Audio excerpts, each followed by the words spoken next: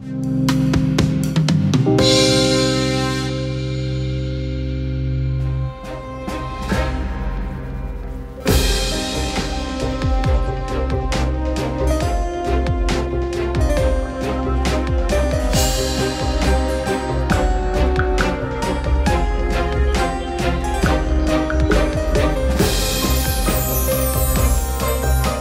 Rivas, un gusto tenerlo nuevamente en este universo de los libros. El gusto es mío, Alicia, de volver a conversar sobre autores de la provincia de Santiago del Estero. Bien, en capítulos anteriores habíamos hablado de autoras santiagueñas. Exactamente, sí. Hablamos de Rosario Beltrán Núñez y Clementina Rosa Quenel. Creo que hablamos de ella, que todos novelistas, poetas, cuentistas, etcétera, etcétera. Sí. Bueno, ahora me gustaría que habláramos de un autor santiagueño. Bueno, en todo caso podemos elegir, digamos, uno de los más conocidos, que es Bernardo Canal Feijó. Bueno, dentro de su vasta obra, ¿de qué vamos a hablar específicamente? Mira, es muy bien tu observación, vasta obra, muy bien ese adjetivo, porque Canal escribió poesía, cuento, teatro y sobre todo ensayos, en los cuales fue conocido como uno de los ensayistas más importantes del país. Pero el perfil, lo que no escribió fue novela no escribió, es decir, tuvo un intento, pero nunca terminó. Lo importante es que la poesía, que fue lo que escribió primero, es la que menos se conoce. Es decir, y yo creo que hoy podríamos en todo caso hablar sobre ese tema, ¿no? Hablar sobre la poesía. ¿Y cuántas poesías? Él escribió 5 libros, y lo escribió Canal, nació en el 98, y esto se empezó a escribir en el 24, y siguió publicando hasta el 42. Y en el 24 publicó su primer libro de poesías, de los cuales hablamos, creo, aquí en un programa el año pasado, durante años, que era El penúltimo poema del fútbol, que es un libro vanguardista en un momento en que no había otros vanguardistas en América, te voy a decir esto para que tengas una idea, y que Borges, que había escrito El fervor de Buenos Aires, lo había escrito en el año 23, en el 24 escribió este libro Canal, y en el 25 recién el hijo de un ferroviario de Temuco, de Chile, que después se llamaría Pablo Neruda, escribió su Tentativa del hombre infinito. Así que fíjate vos, es decir, en Santiago, te voy a contar algo, en los años 60 salió un libro, no me acuerdo de qué jugador de fútbol, que era sobre el fútbol en la Argentina, y entonces los críticos en Buenos Aires empezaron a señalar qué importante que se estudie el fútbol, que se toque el fútbol, y de pronto alguien me dice, oiga, dice, hace 40 años un atildado abogado santiagueño, Bernardo Canal Feijó, escribió un libro sobre el fútbol. Sí, pero el título, penúltimo poema del fútbol, me suena poco poético. Exactamente, no solamente es poético, sino que cuando te diga vos que, es decir, la palabra central de ese libro es la palabra patada. Fíjate vos que querías una palabra menos poética que patada. Sí, lo menos poético. Bueno, te voy a poner un poco para que tengamos una idea. En esa época Canal tendría, Santiago tendría unos 30.000 habitantes, cuando mucho. Y imagínate vos, y que la fiesta central era los domingos, cuando iban a jugar al fútbol, y Canal era hincha del Club Mitre. Canal vivía en la calle 9 de Julio, y veía pasar así a la gente que iba a la cancha, y él iba al Club Mitre también, era un fan, inclusive él dirigió el primer club de fútbol que hubo en Santiago, hacía las viñetas humorísticas del diario El Liberal, pues todo uno cuando lo ve así como un poeta, un hombre así que llegó a ser presidente de la Academia de Letras, todo algo así, sin embargo era un hombre de ese tipo, ¿no? Y escribió un poema que era totalmente vanguardista, es decir, que era el vanguardismo, es decir, eran los que seguían un poco o tenían los cánones que se utilizaban en la poesía europea de esa época, ¿no? Y Canal escribió este libro, ¿no es cierto?, que, por supuesto, para su época es revolucionario, no solamente para Santiago, sino también para Argentina, ¿no? Y sea, como dijiste, el penúltimo poema del fútbol. Sí, me sigue sonando un poco poético, pero bueno. Bueno. Sí. ¿Les recuerda algo el tema de los libros de poemas? ¿Algo que tenga que ver con Una gota de agua, por ejemplo? Sí. Canal escribió 5 libros de poemas. Y yo siempre digo que los libros de Canal, que los escribió seguidos, ¿no? Escribió 4 seguidos y después un pequeño un lapso de 10 años, y ya hablaremos de eso, y el último, el quinto. Canal era, como yo digo, que la poesía de Canal es como si una gota de agua cae en un lago de aguas estancadas. Entonces cae la gota y entonces empieza a hacer círculos concéntricos y extenderse. Y la poesía de él primero comienza hablando sobre un lugar muy puntual que es una cancha de fútbol en Santiago del Estero. Esa es la primera gota que cae, ¿no es cierto? Sí. El segundo poema, que se llama La rueda de la siesta. Perdón, dibujos en el suelo. Dibujos en el suelo, la segunda. Sí, la segunda, quiere decir dibujos. ¿Y qué dibujos en el suelo? Son esos dibujos que uno puede borrar con el pie, con la mano, es decir, es escribir ese tema. Ese lo publica en el año 27, Canal tiene 30 años en ese momento, 27. Y lo más fascinante, fíjate, los años 27, es que Canal primero hace toda una exaltación del aeromodelismo que era en esa época. Quiere decir, una exaltación del aeroplano. Yo, buscando en archivos, encontré un artículo que él publicó en el diario El Liberal de aquí, donde cuenta su experiencia como piloto en un aeroplano de esos de la Primera Guerra Mundial, de esos que ves así, que están el piloto y el copiloto que están afuera, al aire libre, con eso, y que uno sabe cómo está ahí arriba, ¿no es cierto? Y él iba a estudiar como piloto de avión a San Fernando, que había una escuela de aviación a escondidas de la familia. Y terminó, bueno, ya se supo todo, que él viajaba, que daba vueltas con él. Entonces hace una exaltación de lo que significa el aeroplano en el mundo moderno. Fíjate que en esa época todavía andaban los carruajes de caballo, ¿no es cierto?, por las calles, ¿no es cierto? Había alguno que otro auto que de lejos decía, mirá, ahí viene el auto de fulano, mirá, ahí viene el auto de sultano. Y él cuenta lo que es esto, ese vuelo que dice que, es decir, al volar, su vuelo supera las fronteras de las patrias, dice, evidentemente se extiende todo. Y cuenta la sensación de libertad, es decir, eso es lo que le importaba a él, la sensación de libertad, no estar atado a la tierra. Es decir, era lo que se sentía, digamos, como el hombre que estaba, digamos, experimentando. En Italia había surgido poco tiempo antes un movimiento llamado futurismo, que hablaba sobre el futuro, que escribía, y el director lo invitaron acá, se llamaba Giuseppe Tommaso Marinetti, ¿no? ¿De qué año estamos hablando? Año 27. 27, cerca del mismo año cuando surge el movimiento La Brasa, donde... sí, ya ahí está, exacto, muy bien tu observación. Surge ya el movimiento de La Brasa, empieza el 27, sí, cuando, es decir, empieza el 25, saca el manifiesto, el 27 comienza el movimiento, ¿no? Y entonces Canal lo va a liderar todo esto, y escribe ese libro. Y la segunda parte del libro, que esto es interesante, es que Canal, que era un gran lector de Baudelaire, el poeta francés escribió las de Baudelaire, que tuvo tanta influencia. Inclusive quedó un libro inconcluso de Canal, cuando él murió, sobre Baudelaire, que sí fue un amor que siguió toda su vida y volvió, digamos, en la última época, y murió a los 85 años, quedó incluso. Y entonces, ¿de qué trata ese libro? Es una recorrida que hace el poeta francés por París, y mirando todo lo que ocurre y comentándolo, de un modo que fue tremendo para esa época. Fue prohibido, como corresponde, ¿no? Prohibido por autoridades, prohibido por la Iglesia, ¿no es cierto? Y Canal hace lo mismo en Santiago, pero en el Santiago del 27, imagínate una sociedad pacata como era esa, con todo.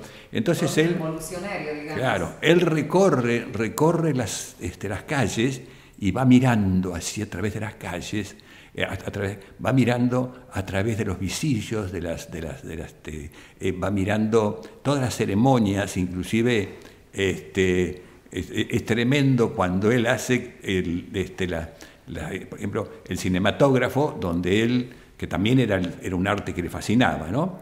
El cinematógrafo donde él hace esa confusión que existe entre la realidad y el espectáculo. Es decir, cómo la gente se mete en ese espectáculo tan novedoso como era el cine, ¿no es cierto? Y entonces se termina un poco yéndose y metiéndose en la realidad. Inclusive un tema que va a aparecer ahí, una faceta de Canal que va a aparecer, es el tema del erotismo.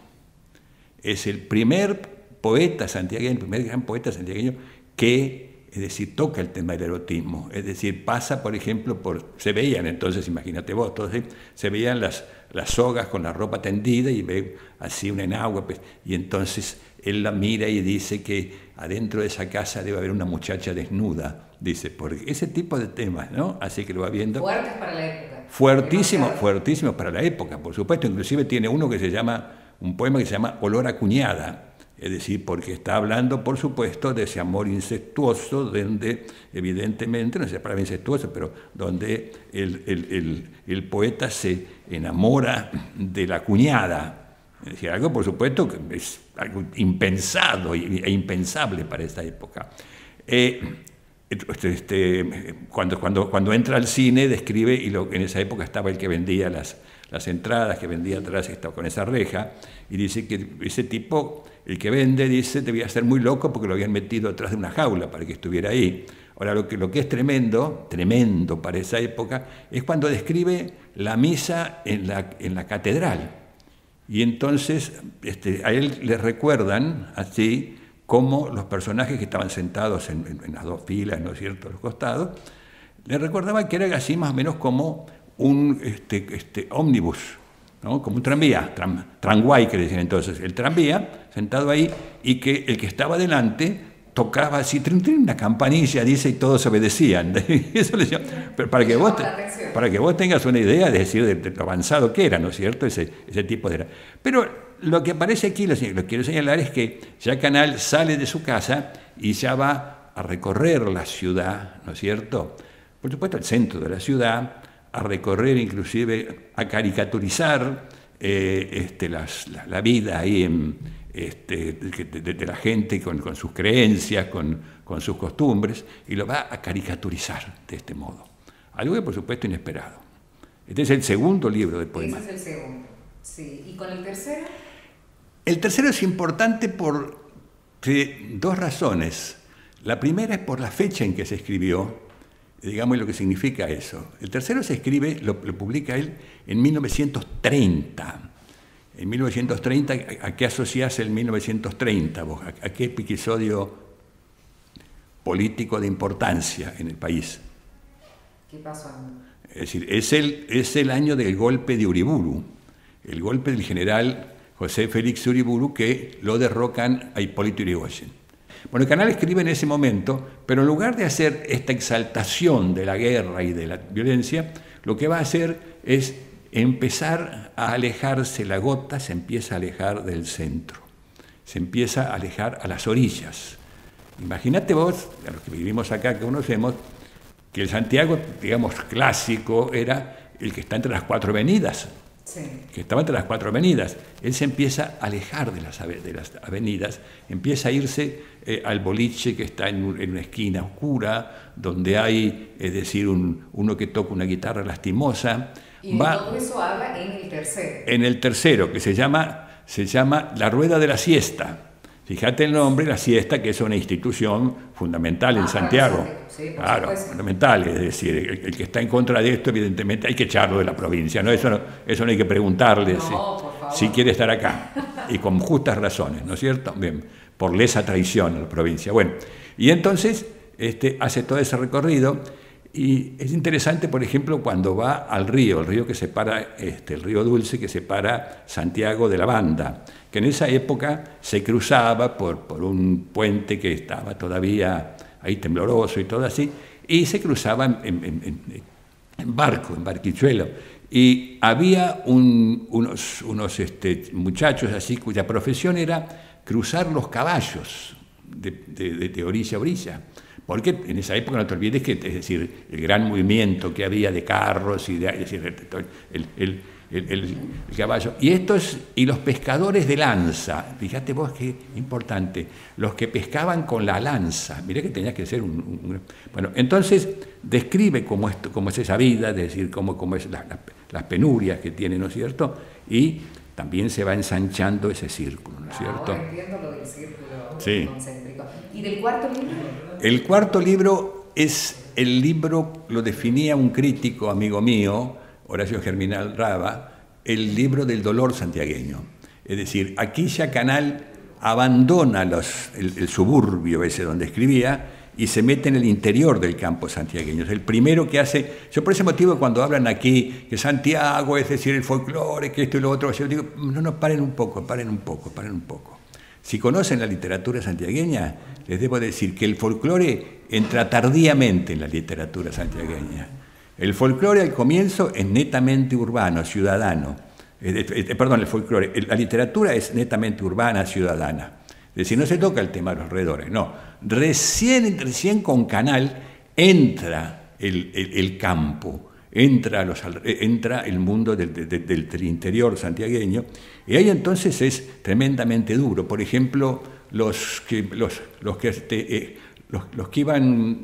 carreros, que iban, entonces dice, y el carrero que se ve así como el que va, ¿no es cierto? Yo me acuerdo que en la escuela primaria dibujábamos la carreta así. No. Esto, es decir, el carrero que anda y siempre, y dice ahí, siempre el día termina a lo lejos. Es decir, por más que siga así.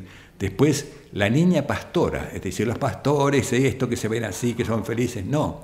La niña pastora es una chiquitita que sufre, que padece, que tiene privaciones, que tiene hambre, ¿no es cierto?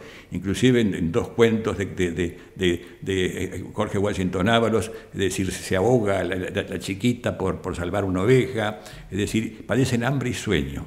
Claro, y dice que ser bastante crudas. Crudas, sí, además inclusive, es decir, cómo los braceros, es decir, los que van a trabajar con los brazos, es decir, cómo es esto que tienen que dormir en el campo abierto, es decir, y siempre teniendo hambre y siempre teniendo dificultades. Todo esto aparece pintado en todos los personajes hasta menores. Por eso es el libro del dolor santiagueño. Y tiene ese título porque es del año 32, Canal tenía 45 años, es decir, tiene ese título por el sol alto. Es decir, fíjate vos, ese sol terrible de Santiago, ¿no es cierto? El sol de fuego, ¿no es cierto? Y que todo eso se realiza abajo, así, sin ninguna esperanza de nada. El hachero, por supuesto, es un personaje muy dramático en la literatura santiagueña. Ya hablaremos en otro programa de esto. En otro programa, sí, más específicamente. ¿Y el último libro? Canal, después que escribe en el 32 ese libro, entonces él decide abandonar la poesía, porque ya se había comenzado con el ensayo. Y además la situación mundial no ameritaba ponerse a escribir poesía cuando, es decir, te estaba preparando para una guerra, cuando había tanta violencia, inclusive evidentemente, es decir, ya se empezaba a sentir aquí los grandes cambios que se iban a producir. Exactamente, sacando cálculos, escribió durante 10 años lo que es poesía. Durante 10 años, sí, exactamente, pero sí, 8 años, sí, 10 años podemos decir, sí. Pero este otro durante 10 años va a dejar la poesía, del 32 al 42, y entonces Canal, es decir, en ese lapso, hace una serie de incorporaciones,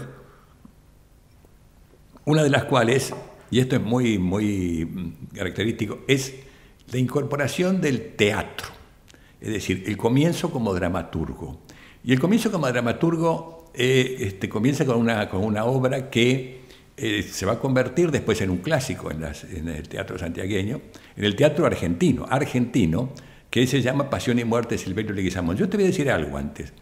A Canal, como te señalaba en ese libro, en ese poema de Dibujos en el Suelo, a Canal le fascinaba el cine.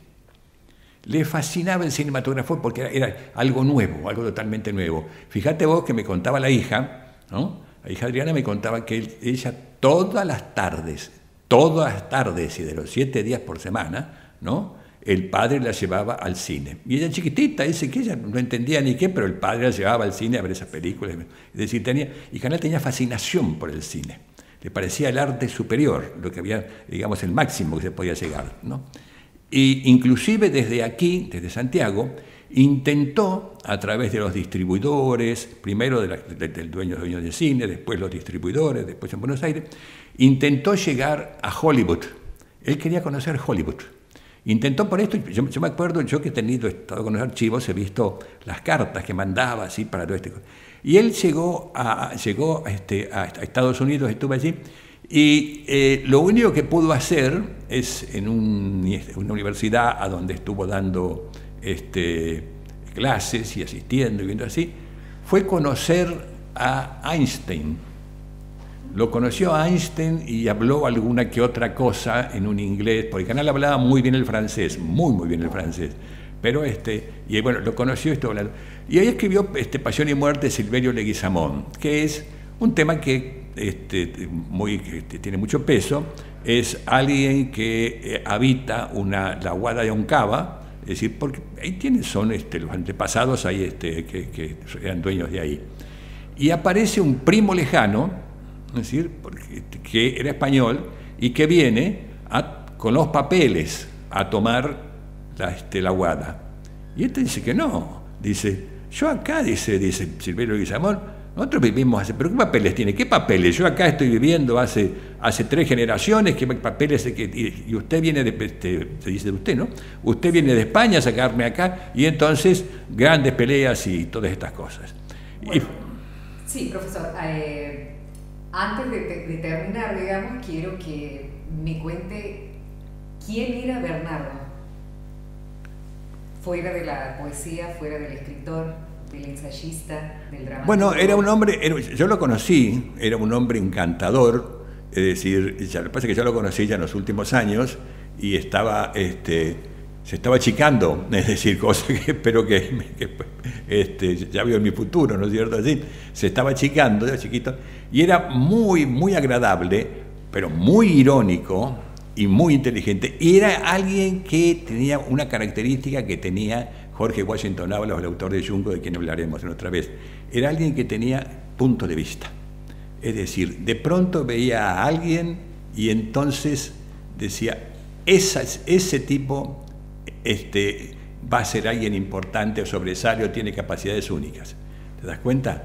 Y ese otro que es pura... Como que hoy decimos visionario. Visionario, pero tenía esa capacidad. Y llegó, se fue en el año 48, se fue de aquí porque la mujer tenía alergia por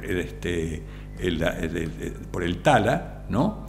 Y llegó allá y enseguida se llegó a convertir en una figura sobresaliente, porque él después estudió la historia, el pasado de Santiago, es decir, inclusive... un día vamos a hablar, si querés, estudió las fiestas populares. Es el primero en América que estudia desde el punto de vista de Freud, que en esa época era, por supuesto, prohibido acá, los mitos y leyendas indígenas. Es decir, la famosa leyenda del Cacuy, ¿no es cierto?, que conocemos así, ¿no es cierto? Todos estos temas los vamos a tratar acá. Cargamos en los próximos capítulos. ¿Sí? Importante figura y santiagueña ante todo. Sí. Y santiagueño hasta el final, siguió haciendo. Hasta el final. Hasta el final, sí. Bueno, profesor, le agradezco muchísimo todo lo socializado, lo compartido, y nos encontramos en el próximo capítulo, ¿sí? Así es, y va a ser un gusto estar con vos, nuevamente. Muchas gracias. Gracias. Hasta luego.